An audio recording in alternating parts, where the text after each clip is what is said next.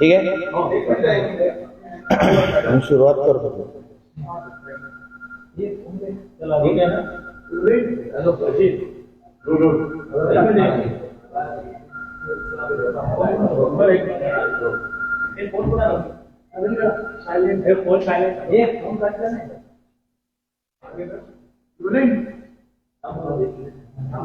चालू होते.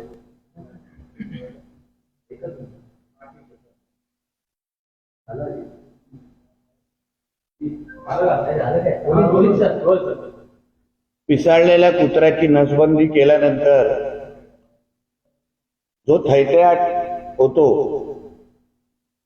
तोच थैत्याट काही दिवसापासून अयोध्यामध्ये बनणाऱ्या राम मंदिर याच्या निमित्ताने आमचा भांडूपचा देवानंद करतोय. अयोध्यामध्ये राम मंदिर बनवण्यामध्ये, बाबरी मस्जिदच्या आंदोलनामध्ये कोणाचं किती योगदान होतं हे आम्हाला संजय राजाराम राऊतनी सांगू नये. आणि त्याचं अगर असं म्हणणं असेल की उद्धव ठाकरेचं त्याच्यामध्ये फार मोठं योगदान आहे, तर मी त्याला खुलं ओपन चॅलेंज देतो की त्यांनी उद्धव ठाकरेच्या या राम मंदिराच्या आंदोलनाशी संबंधित असलेला किंवा 93 मध्ये ज्या दंगली मुंबईमध्ये झाल्या त्या दंगलीचा आणि उद्धव ठाकरेच्या संबंध असलेला एक पुरावा मला द्या, एक फोटोग्राफ दाखव ज्याच्यावर अजूनपर्यंत एक साधा FIR नाही, NC नाही. त्या उद्धव ठाकरेला राम मंदिराला मुका बोलवायचं, राम मंदिराच्या म्हणजे अयोध्याला का त्याला आमंत्रण द्यायचं, हा फार मोठा प्रश्न आहे ना. आम्ही हिंदू हृदय सम्राट बाळासाहेब ठाकरेचं योगदान, विश्व हिंदू परिषद याचं योगदान, राष्ट्रीय स्वयंसेवक कार्यकर्त्यांचं योगदान, स्वयंसेवकांच्या योगदानाबद्दल कोणाचं दुमत नाही, त्याच्यावर चर्चाच होत नाही. पण आक्षेप असा आहे की ज्या उद्धव ठाकरेचा आणि राम मंदिर आणि अयोध्याशी काही काडी मात्र संबंध नाही, ज्यांनी मुख्यमंत्री असताना जेव्हा ऑनलाईन पद्धतीने राम मंदिरासाठी देणगी देशभरामध्ये जमा होत होती, तेव्हा ह्याच उद्धव ठाकरेने त्या देणगीला विरोध केलेला. म्हणून संजय राजाराम राऊतला सांगेल, अरे बाबा, राम मंदिर आणि तुझ्या मालकाचा काही संबंध नसल्यामुळे आणि 22 तारखेच्या कार्यक्रमासाठी सरकारने अधिकृत फोटोग्राफर नेमलेले आहेत. मग आम्हाला वेगळ्या मुंबईतून फोटोग्राफर घेऊन जाण्याची काहीच गरज नाही. मग उद्धव ठाकरेची तिथे काय गरज पडते आम्हाला. आणि काल आमच्या आदरणीय देवेंद्र फडणवीस साहेबांना जी डॉक्टरेट दिली गेली त्याच्यावर मोठा ह्याला कालपासून मिरची लागलेली आहे. पण मी संजय राजाराम राऊतला सांगेन, डॉक्टरेट मिळवणं हे मॅरेज सर्टिफिकेट काढण्या एवढं सोपं नाही बाबा. तुझे राजरोज पद्धतीने मॅरेज सर्टिफिकेट काढत मुंबईमध्ये फिरतोस, तेवढं डॉक्टरेट काढणं एवढं सोपं नाहीये, मिळवणं एवढं सोपं नाहीये. म्हणून तुझ्यासारखे तीनपाट पत्रकारांना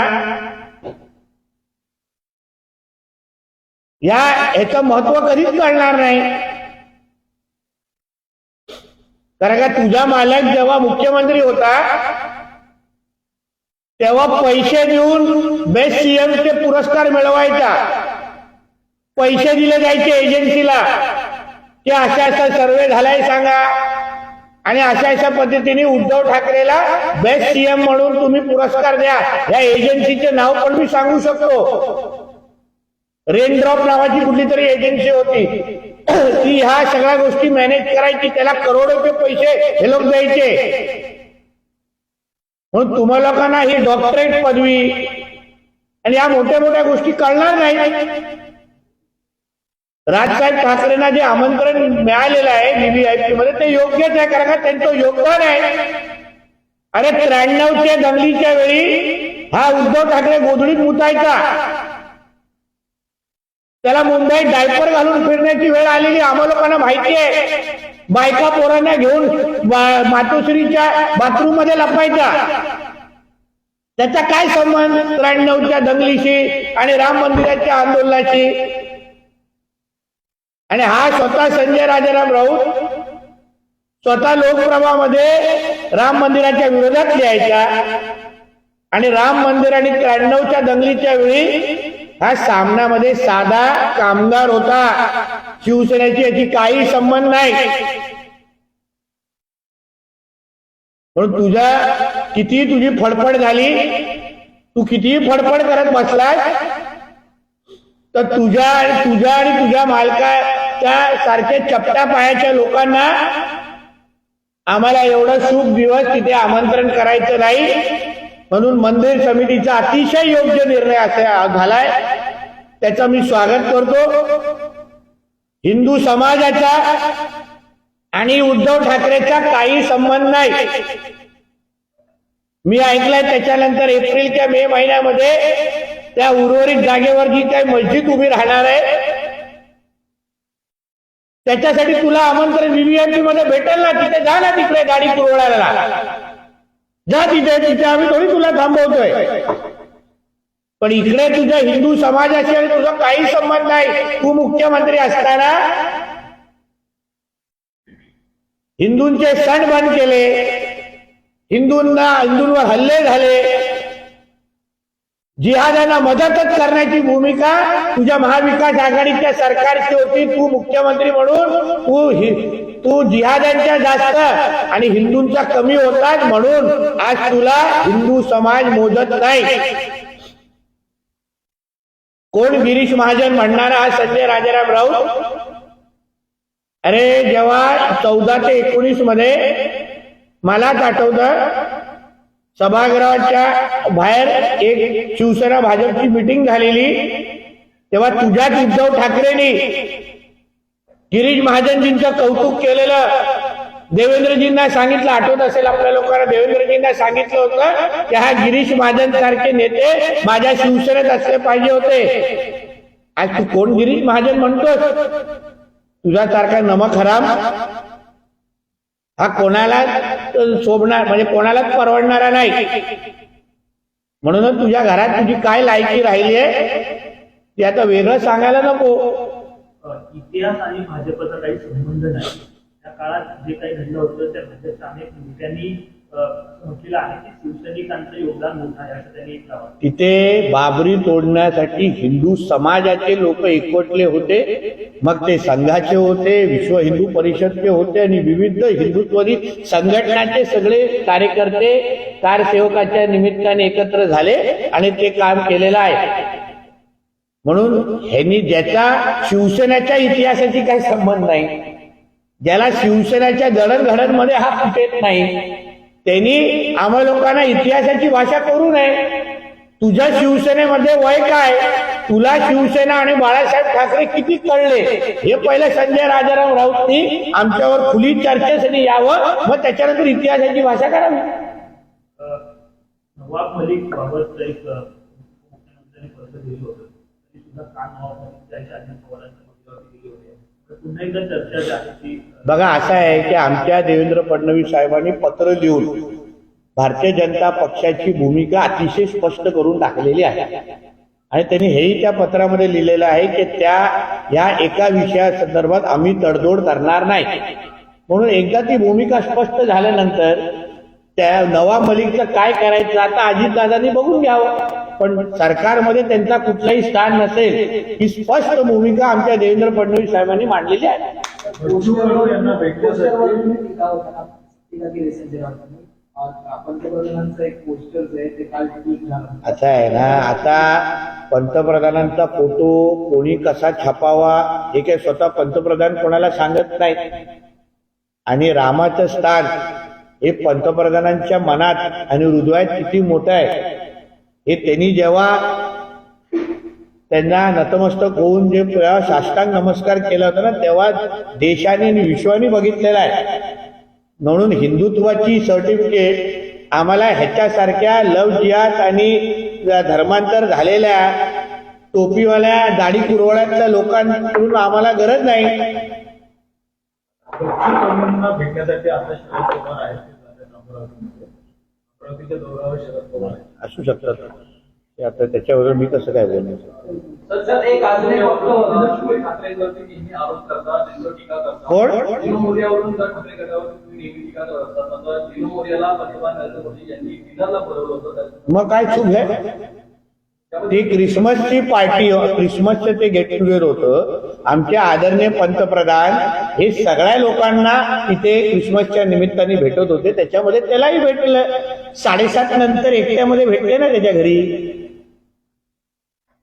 सगळे बॉडीगार्ड सोडून एकटं डिनोच्या घरी भेटले नाही. मेकअप लाली लिपस्टिक लावायला फरक आहे. राज्य सरकारने आता मदरशांना 10 लाख रुपये देण्याचा निर्णय घेतलेला आहे. कशा पद्धतीने आणि अजूनपर्यंत मी नोटिफिकेशन वाचलेली नाही म्हणून वाचल्यानंतर त्याच्यावर निश्चित पद्धतीने प्रतिक्रिया दे. पण लागून चालन आणि तुष्टीकरणाच्या विरोधात असलेलं आमचं महायुतीचं सरकार आहे म्हणून असे काही नोटिफिकेशन वाचल्यानंतर त्याच्याबद्दल भूमिका देऊ. संजय राऊतांनी असे म्हटले की देशाच्या इतिहासात त्यांचं काही योगदान नाही, महाराष्ट्र विभागातही नाही. त्यांनी भगतसिंग, पंडित नेहरू, महात्मा गांधी करू शकले नाही. ते काय करणार? असं आहे ना म्हणून तुम्हाला बोललो ना इतिहास आणि संजय राऊत. आता राजाराम राऊतच्या घरामध्ये ह्याचा किती मोठा इतिहास आहे हे पण आता थोडं तपासण्याची वेळ आलेली आहे. तर शिवसेनेच्या इतिहासामध्ये संजय राऊतचं नाव कुठेच नव्हतं. शिवसेना जडणघडणपासून आतापर्यंत संजय राऊतचा काही संबंध नसल्यामुळे इतिहासाची भाषा हिनी करू नये रे बाबा. आम्ही हेडगेवार घडवलेले आहेत, श्यामाप्रकाश मुखर्जी घडवलेले आहेत, आम्ही लालकृष्ण अडवाणी घडवलेले आहेत. आज आम्ही नरेंद्र मोदींसारखा महापुरुष पाहतोय. म्हणून ह्यांनी त्या तालमीच्या एवढ्या मोठ्या लोकांची नावं ह्याच्या घाणेरड्या थोबड्यातून घेऊ नये असं मला याला सल्ला आहे. शरद पवार गट जो आहे आक्रोश मोर्चा सुरुवात होता आक्रोश मोर्चाची सरकार मग आक्रोश मोर्चा नेमकं सरकारच्या विरोधात आहे की अजितदादांच्या विरोधात आहे हे त्यांचे भाषण ऐकल्यानंतर कळेल. पंतप्रधान मोदींचा विकसित भारत रथ आहे तो बार्शीच्या पंढरी गावातील गावकऱ्यांनी ढकलून दिलाय. आणि लक्षात घ्या आता उदाहरण जिथे जिथे आमचा विकसित भारतचा रथ जातो तिथे मोठ्या प्रमाणामध्ये स्वागत होत आहे. पण हे महाविकास आघाडीचे काही टकली घुसतात आणि ते तिथे तमाशा करण्यासाठी ही नाटकं करतायत. त्याच्यामध्ये सामान्य जनतेशी काही लेणं देणं नाही हे मी तुम्हाला अनुभवाने सांगू शकतो. सिंधुदुर्गामध्ये पण असे प्रयत्न केले. सगळे उभाटाचे शरद पवार साहेबांच्या गटाचे किंवा त्या काँग्रेस गटाचे त्यांना काही काम उरलेलं नाहीये. हा थोडक्यात फक्त बातमी बनवायची त्यासाठी तो विरोध होतोय.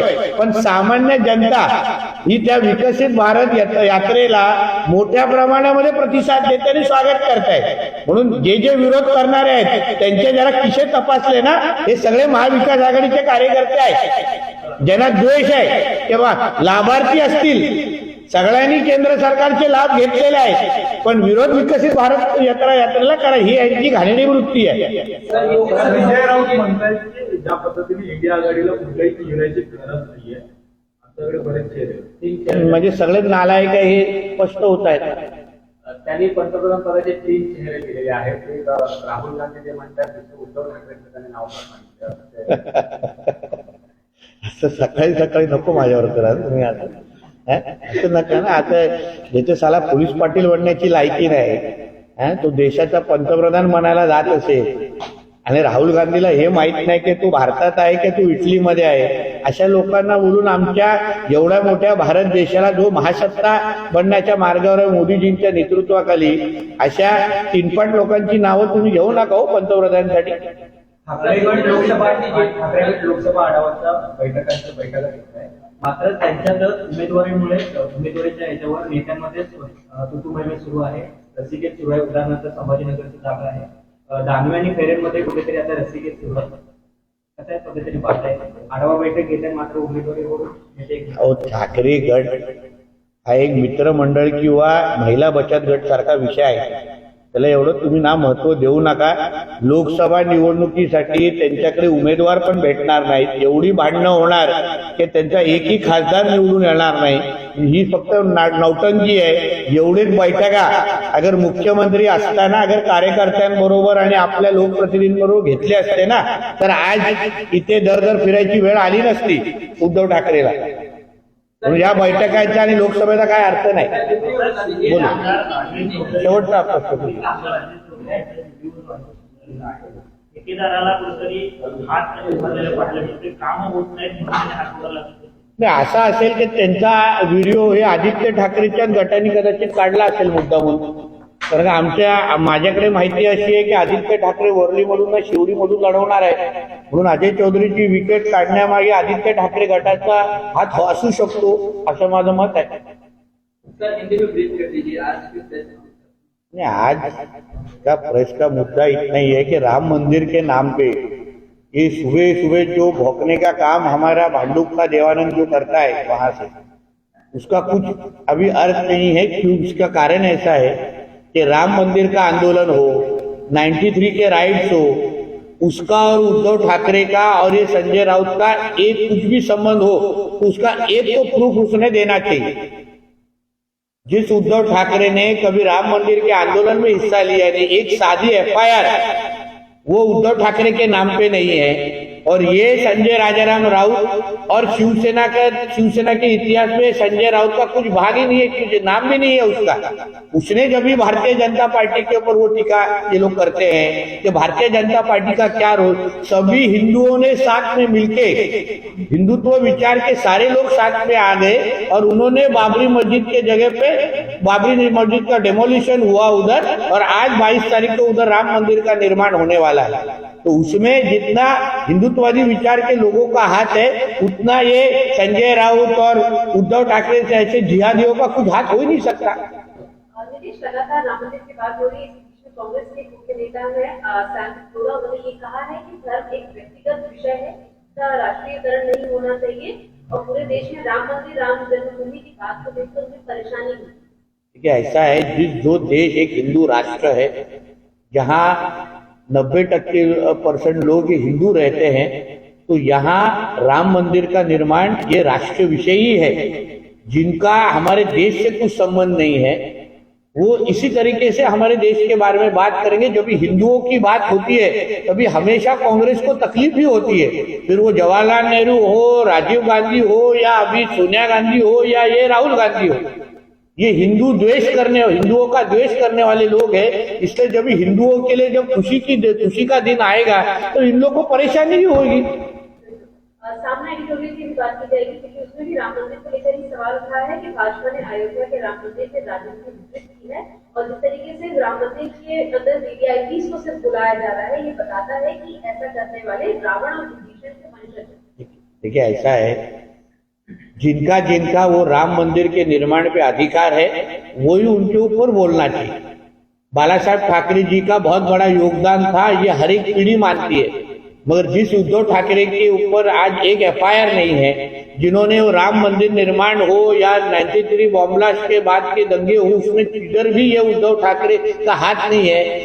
उसको इस चीज की तो मिर्ची लगेगी कि उनका उस राम मंदिर निर्माण से कुछ संबंध ही नहीं है. और भारतीय जनता पार्टी हो, विश्व हिंदू परिषद हो, राष्ट्रीय स्वयं संघ हो, जो हिंदुत्ववादी विचार के हम सारे लोग हैं, इन्होंने उस निर्माण के अंदर काम किया ही था. इससे हर एक का उसका अधिकार है. तो इसलिए वीवीआईपी का एंट्री की एक बात हो, उसके बाद जितने राम भक्त है, जिनके दिल में राम है, हाँ, वो हर एक आपको उधर राम मंदिर के इधर दर्शन देते हुए दिखेगा. सवाल इसलिए भी किया जा रहा है सर क्योंकि राज ठाकरे को बुलाया गया है और अरे बाबा, जिसको जिसको शिवसेना का इतिहास मालूम है वो सब आपको बोलेंगे कि जितना योगदान बाला साहब ठाकरे जी का था उसके नीचे उसी लिस्ट में राज साहब ठाकरे का भी उतना ही योगदान था। तभी उद्धव ठाकरे कैमरा साफ करते हुए मातोश्री में बैठते थे, उनका और राजनीति का कुछ संबंध नहीं था। मगर राज साहब ठाकरे 93 बॉम्ब ब्लास्ट के बाद का दंगे हो या राम मंदिर के आंदोलन में राज साहब ठाकरे की बहुत बड़ी भूमिका थी, इतना मैं हक से बोल सकता हूँ। तो उनको बोलने का अधिकार है। ये धर्मांतर हुए हो जिहादियों का क्या काम है उधर राम मंदिर में? अभी 2-3 महीने के बाद जब भी मस्जिद का निर्माण होगा तभी उद्धव ठाकरे को फ्रंट सीट पे बिठाएंगे ना उधर। संजय राउत ने ये कहा कि इंडिया गठबंधन में पीएम के कई चेहरे हैं और नाम बाकायदा लिए उन्होंने। पहला नाम राहुल गांधी का लिया, दूसरा नाम प्रियंका गांधी का लिया, तीसरा नाम उद्धव ठाकरे। बाप रे बाप, मतलब तो हम लोग को तो अभी देश छोड़ने का वक्त आ चुका है। हम लोग अभी आदित्य ठाकरे के पहले मैं ही देश छोड़ के भाग जाऊंगा जिस दिन ये नालायक उद्धव ठाकरे का नाम गलती से भी पीएम की जगह पे आ गया है। जिसको सीएम की कुर्सी, मुख्यमंत्री की कुर्सी अच्छी तरीके से संभालनी हुई नहीं, उसने प्रधानमंत्री के बारे में सोचना भी नहीं चाहिए। पहले वो कोई तो सरपंच पद का चुनाव अभी आने वाला है, वो लड़के देके फिर पीएम की बात करेंगे। दिशा सालियान मौत मामले में आपने मुंबई के विशेष पुलिस आयुक्त को पत्र लिखा है। आप कई दिनों से बयान कर रहे थे कि एसआईटी गठित की गई है। अब आपने पत्र लिखा है और ये कहा है कि मालवनी पुलिस स्टेशन के जो वरिष्ठ निरीक्षक हैं उनको हटाया जाए। ऐसा है कि एसआईटी गठित होने के बाद भी कौन एसआईटी के अंदर बैठता है वो भी बहुत महत्वपूर्ण है। मेरा खुद का अनुभव ऐसा है कि तभी मालवनी पुलिस स्टेशन के जो सीनियर थे भालेकर, ये चिमनराव, वहां क्या मुझे एक तो लगता है कोई डीसीपी ठाकुर नाम का कोई तो था, ऐसा उसका पूरा नाम ठाकुर, ये सारे के सारे वो कवर अप में उनके साथ में थे। मेरा और मेरे पिताजी नारायण राणे साहब का जब इंट्रोगेशन हुआ था तभी ये लोग ही सब लोग हम लोग को ठाकरे के बाजू से हम लोग में इन्वेस्टिगेशन कर रहे थे, हमसे पुरावा मांग रहे थे जाके वो प्रूफ नष्ट करे। कल जब भी एसआईटी के नाम पे जब भी इन्वेस्टिगेशन शुरू होने वाली है, जब भी प्रूफ इकट्ठा करने वाले हैं, तब अगर ये चिमनराव जैसे लोग मालवनी पुलिस स्टेशन में बैठेंगे तो एविडेंस को खराब कर देंगे। क्योंकि उनको भी मालूम है कल अगर ये मर्डर प्रूव हो गया तो सबसे पहला सस्पेंशन ये सब लोग का होगा।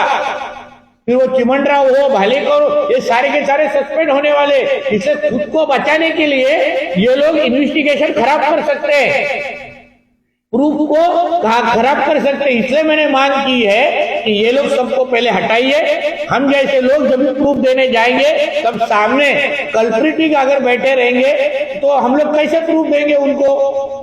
आज भी वो लोग जिसके अपने पॉलिटिकल बॉसेस जिनके टच में है उनका प्रूफ हमारे पास है ना। सामना में ये भी लिखा गया है कि बीजेपी को 2014 के पहले जो राम मंदिर की लड़ाई थी इसके बारे में कुछ नहीं पता। मुझे इतना पता है कि 2014 के बाद जो राम मंदिर की लड़ाई हुई है उनको इसी बारे में। देखिए मैडम, आप सामना को अभी ज्यादा सीरियस लीजिए मत, क्योंकि सामना को अभी उनके घर के लोग भी पढ़ना बंद कर दिए है। क्योंकि सामना को सिर्फ एंटी मोदी के नाम पे इस्तेमाल किया जाता है। जैसा नेशनल हेराल्ड ये कांग्रेस का मुखपत्र है, वैसे कांग्रेस का भी दूसरा माउथपीस हो गया है, वो सामना है। इसलिए आप उसको ज्यादा सीरियस लीजिए मत, क्योंकि सुबह उठ के जब तक संजय राजाराम राउत अपना मोदी जी के बारे में, बीजेपी के बारे में, फडणवीस जी के बारे में अगर खिलाफ उनका एडिटोरियल लिखेगा नहीं, उनको शाम को उनका सैलरी का चेक मिलेगा नहीं। और वो पवन खेरा जी के माध्यम से उनके पास आता है, तो इसलिए वो अपना पेट भरने के लिए उनको वो एडिटोरियल लिखना पड़ता है। जहाँ इधर आप दिनों मोदी की आलोचना कर रहे थे, वही दिनों मोदी आप प्रधानमंत्री का देखिए ऐसा है, प्रधानमंत्री जी हमारे सभी लोगों को क्रिसमस के त्योहार के लिए मिले थे। वो सभी कम्युनिटी के लोग को मिले थे, अकेले डिनो मोरिया को नहीं मिले। और डिनो मोरिया को ऐसा पब्लिकली मिलना अलग है और शाम को 7:30 के बाद अकेले घर पे मिलना अलग बात है, जो हमारा पेंगुइन करता था तभी। तो दोनों मुलाकात में फर्क है। लगातार हम लोकसभा और कांग्रेस पार्टी की बात कर रहे थे, बीच में 2024 में चुनाव लड़ने की प्रियंका गांधी काफी ज्यादा एक्साइटेड और ऑन ग्राउंड नजर आती है। दूसरी तरफ ईडी ने एक और कंप्लेंट उनके हस्बैंड रॉबर्ट वाड्रा के खिलाफ की है। देखिए ऐसा है, वो कितना एक्साइटेड है उसके बारे में मैं तो बोल नहीं सकता ना, वो कांग्रेस पार्टी की बात है, वो प्रियंका जी कहाँ लड़ा है, क्यों लड़ा है? और उनके वो रॉबर्ट वाड्रा जी को नोटिस आया, ऐसे मैंने भी पढ़ा है। तो मुझे लगता है जिसने जिसने करप्शन किया है उनके ऊपर तो सजा होने ही वाली है, फिर वो गांधी हो या वाड्रा हो। भारत जोड़ो यात्रा के बाद अब राहुल गांधी न्याय यात्रा भी निकालने वाले हैं। बराबर, ऐसे ही यात्रा कर करके इटली चले जाए, फिर हमको 24 के बाद परेशानी नहीं। यानी कि परेशानी है वो, नहीं अभी उनको देख के हमारा ट्रैफिक जाम हो जाता है, वो भी वो यात्रा आई तो ट्रैफिक जाम हो जाएगी, उधर थोड़ा सिचुएशन खराब, उतना ही बारे, बाकी उनको राजनीतिक तकलीफ उनका कुछ, तो वो हमारे लिए ब्लेसिंग इन डिस्गाइज है। इसलिए अगर वो इटली जाते रहेंगे ना, हम लोग भी उनको उठा के वापस लेके आएंगे कि भाई तू जाना मत, हमको जिंदगी भर पावर में रहना है। बोलिए। Yes, you can. I know only 3 languages. I can't go beyond that. So we've seen that amidst the inaugural of Ram Mandir. Yeah. Sampai Pillai has also raised questions saying there's social politics that's going on. See, I am not surprised if the Congress is objecting the opening of Ram Mandir because they are pro-jihadis and anti-Hindus. The party has always taken a stand against Hindus, and that is that's always been their agenda. And that is why the opening of Ram Mandir will always be a pain in the wrong place for them. So if Sam Pitroda ji is objecting on that and commenting against it, so it is the natural stand of the Congress party, which is an anti-Hindu party. Similarly, we are seeing that even Samna Rectoria today says that those who are instrumental in the actual Babri Masjid issue. See, Samna is no more a mouthpiece of Hindutva. It's the mouthpiece of the Congress party. Just like you see the National Herald will always take the Congress stand. The same way, Samna is the Marathi version of National Herald now. So until and unless they do not take an anti-Modi and an anti-BJP and an anti-Fadnavis stand, they do not get their salary checks from the Congress headquarters. So they are doing their job. They're saying that amidst the fact that there are soldiers who are dying in Kashmir, there are farmers who are losing their lives in Maharashtra, important issues are being sidelined and politics are being played by BJP over. See, they will never accept that our country is a Hindu Rashtra. 90% of our population is Hindu. So our country, because it's known as a Hindu country, so obviously it is a big moment for every Hindu. So when the entire country as a Hindu Rashtra will be enjoying, these few jihadis will always have a problem with that. And that is why they will always raise such kind of issues. In the last 9 years under the Modi government, a lot of the situation of farmers, the situation in Jammu Kashmir has definitely got better than the Congress regime. So it's a very natural aspect that they are commenting against the Ram Mandir. So they cannot digest the fact that things that they couldn't do, Modi ji is doing in the last 9 to 10 years. So one last question, we have seen that Amit Shah in Bengal had said that Mamata Didi often misleads the refugee brothers regarding CAA. They are saying that the CAA law has not really been clear and no one can really stop that. No, but we have from day one as a party, we have been very clear about the CAA. And Amit Shah ji has always cleared that we are going to implement the CAA in the country. So I think we are sticking by our stand which we have always said in all our public meetings. So that is all it is. May it be West Bengal or entire country, CAA will be implemented as per the Home Minister is saying. देखिए आपके साथ हिंदी में लेना चाहेंगे कि महाराष्ट्र शासन का अचानक से माइनॉरिटीज के लिए प्रेम बढ़ता नजर आ रहा है। कुछ दिनों पहले माइनॉरिटीज के लिए माइनॉरिटीज के लिए 500 करोड़ रुपए का बजट दिया गया था एजुकेशन और स्मॉल बिजनेसेस के लिए, और अब Maharashtra state minority development department ने 10 लाख रुपए ग्रांट किए हैं ताकि उनसे मदरसा मॉडर्नाइजेशन की। देखिए ऐसा है कि तुष्टीकरण के राजनीति के खिलाफ तो हम लोग है ही, मगर सबको अपना अपना हक मिलना चाहिए, इस विषय के ऊपर भी हम ठाम हैं। हमारे मोदी जी ने हमेशा कहा है सबका साथ सबका विकास। सबको साथ में लेके चलने वाले हमारी केंद्र और राज्य की सरकार है, मगर ज्यादा ही अगर तुष्टीकरण होती रहेगी तो उसके ऊपर हम लोग ऑब्जेक्शन करेंगे। ये तो सिर्फ आपके पास आई हुई इन्फॉर्मेशन है, जब भी हाथ में हमारे नोटिस या जीआर आएगा तो उस बारे में हम हमारे वरिष्ठों से बात करेंगे। Thank you, thank you.